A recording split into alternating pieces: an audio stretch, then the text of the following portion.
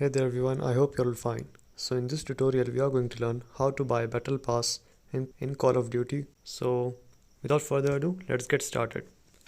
So as you can see, this is the interface for Call of Duty, and as you can see on the left hand corner, there's an option on the second one called battle pass.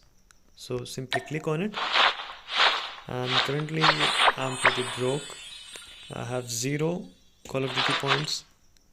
So in order to have that, I have to buy it. So let's see. Now click on get the battle pass, and as you can see there are two options here, just one battle pass and a battle pass bundle. Okay, so I'm just going to select this one. It needs 220 CPs. So click on this and you will see where it leads. Click on confirm, and as you can see, we can purchase it and we can buy it. So this one, I think it's a lot cheaper, so you can do it that way. So that's how you can buy it.